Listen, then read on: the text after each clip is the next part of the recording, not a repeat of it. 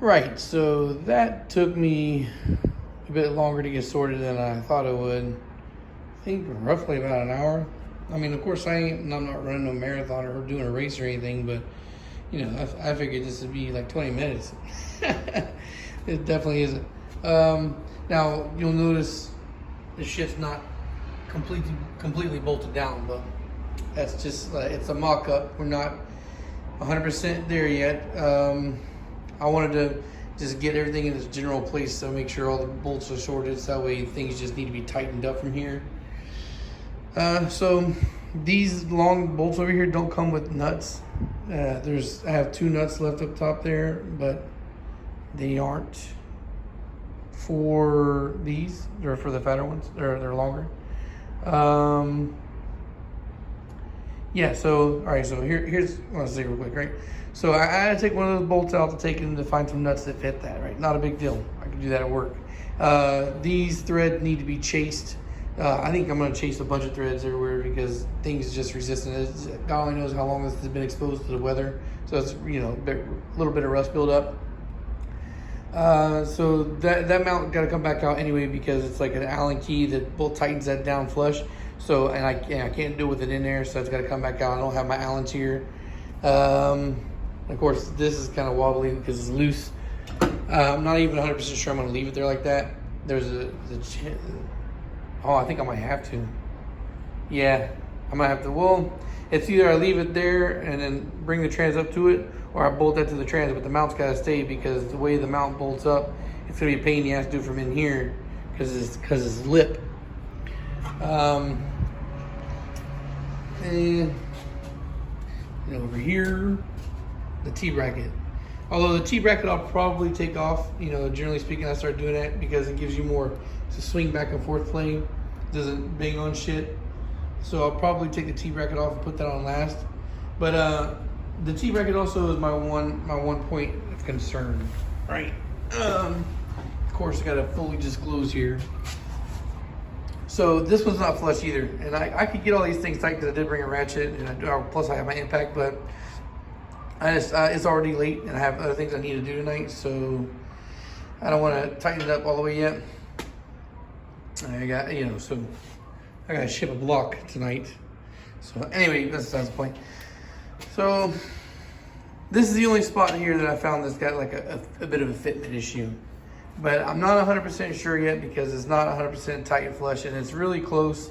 So it might not be an issue at all. It seems like an issue because the bolts aren't tightened down yet. But it seems like it's gonna be one. All right, so this thread hole that's in the top of the T-bracket doesn't have a bolt in the kit for it. So I'm thinking it's a regular transmission bolt. A regular training bolt that goes there because it's not a fine thread, it's a wide thread. So that's whatever. I don't have another bolt here, another training bolt here at the moment to test. I got to go to the junkyard this weekend. I'm going to look for some K24 post mounts or for CRV post mounts and some training bolts. But when I got down there, I can see that it's off. It seems off a little bit. If that's the case, I'm going to have to remove some material to thread the bolt through. Now, my immediate thought was just, shave the inside of the T-bracket. But that hole is threaded, right? So now this part on the trans is not threaded, it's just a hole. So, and then there's also the 2 at the bottom, but the 2 at the bottom also have like little stud spacers. You see how it's got this black there, right? It's got a spacer in between, and I don't think I want to chew that up. So if it is a little bit off, I will be removing some material from the tranny bell housing. Not really a bell housing, but this right here. It'll be, see, it's empty, no threaded hole, and it's got plenty of meat, and it's not off by much. So if I do have to remove material, it'll be from the transmission side. But so far it looks like it's a pretty straight fit. Of course, I'm not going to know 100% for sure until I get this up and over and in the car. But I think this is gonna do. I think this is gonna do me just fine. And if I have to remove a tiny little bit of material in one spot to make this thing work, it's not really that big a deal considering how much shit that people go through, for some H2Bs, the plateless H2B kit, shit like that. So it's cleaned up, just fit right there. Fuck me. plenty enough meat to trim right there, so I'm not tripping on it too hard if I have to. I mean, of course, you know, I would like this to be as perfect as possible. And if this does need adjustment to get that on, because it might not, but if it does, and that's the only spot that is a hot spot on this, then it is 100% worth the money. Literally saved hundreds of dollars on not getting the hasp-core mouse. So if that's the only spot that I have an issue, then it's a tiny issue. It'll take a few minutes to course correct. Well, maybe not a few minutes. It's a bit longer than that because it's a long tunnel. So it'll take me a minute to get that. But it's I'll gladly spend 20-30 minutes chewing up that a little bit to fit a bolt through versus the couple of $100, not a couple hundred, it's several $100 that I saved not getting the hasp-core mouse. As far as this, the car goes, like I said, I was going to find shit as I go. Those making some funny popping noises, and I think this is the reason why. Both the strut towers are nuts and loose as fuck. That one over there is even completely missing one. And both the nuts over here are loose as shit.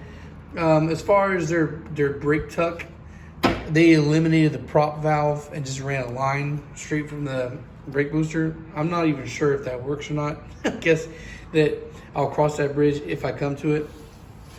It looks like the front support, they cut the welds, and from reaching around in there, it feels like it's bolted back on, which I'm not mad about, because if that's the case, then that'll actually make things a little quicker for the swap to move in. Because if it's just bolted on, then I haven't taken the bumper back off, so I'm gonna do that this weekend. But I'll, if it's just bolted on, that means I can just unscrew it, set it aside, and instead of going up and over with the cherry picker, I'll just roll straight in. Yeah, this would be one of those cool moments where it'd be nice to have that vane engine stand, because then I can just roll the motherfucker right into place without having to do anything and just bolt it on. Yeah, as far as the leftover bolts I got up here, I think the 3 little ones, I know it looks like 4 little ones, but I think this one is a little bit longer than the others. But I think 3 of those bolts are for the tranny.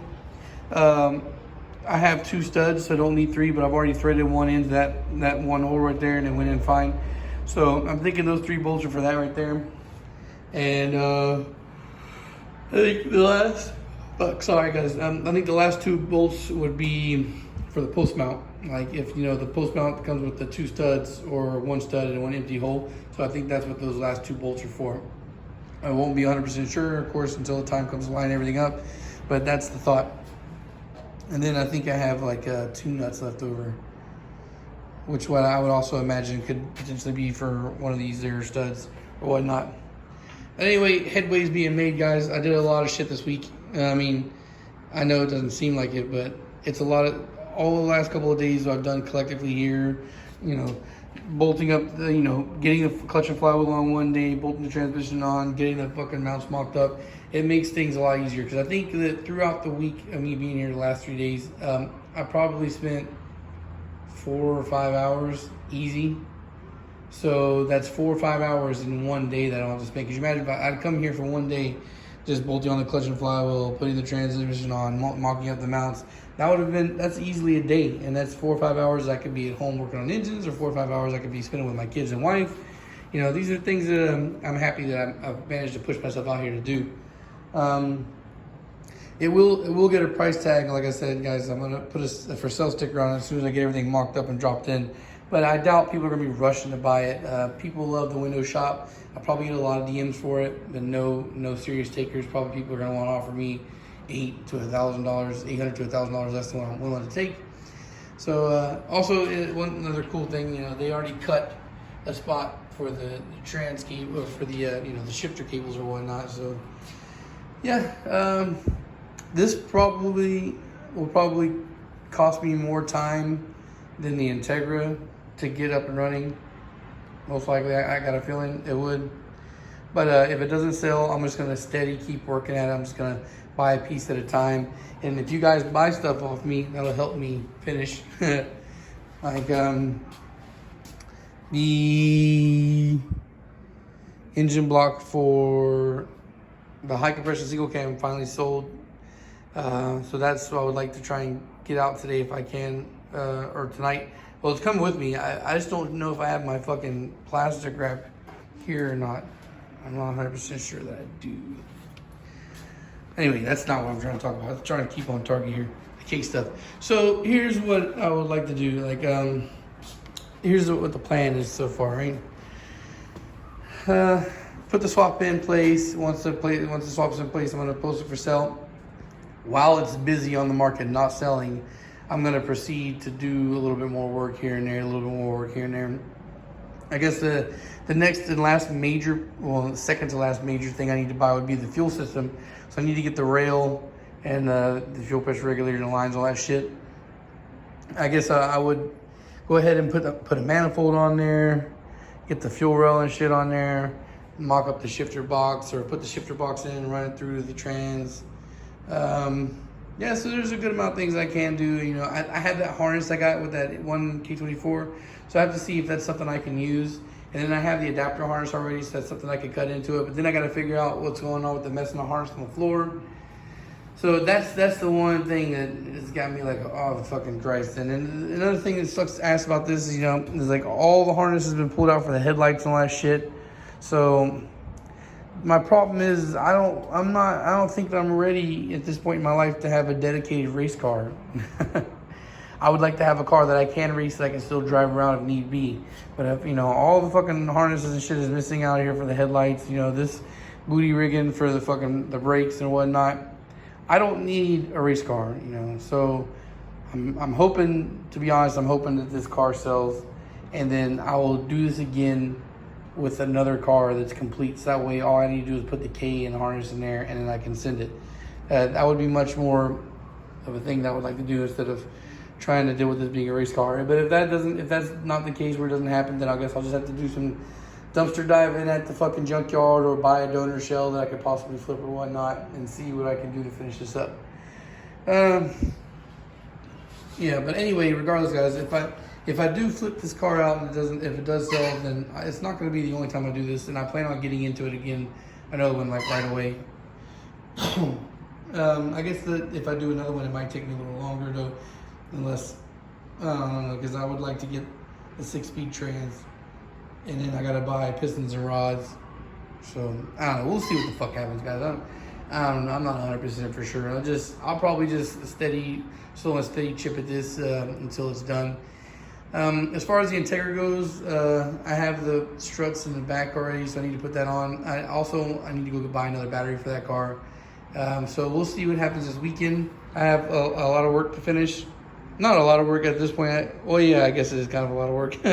I got fucking Mario's K24 block to assemble, and I got a little bit of head work left for Kenny's Z3 head.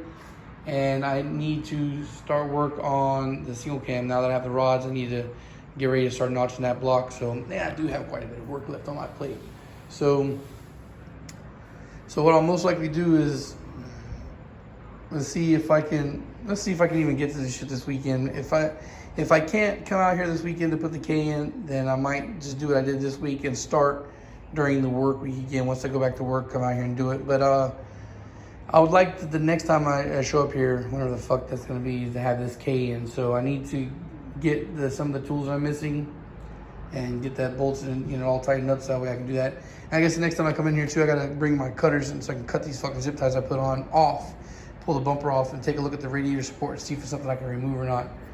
See exactly what I got to do if I'm going to have to go up and over or just go through the middle. All right, guys, so yeah, long video here. Oh, thanks for watching, guys. Social media links are in the description down below. The website, Patreon, all that stuff. Patreon, guys.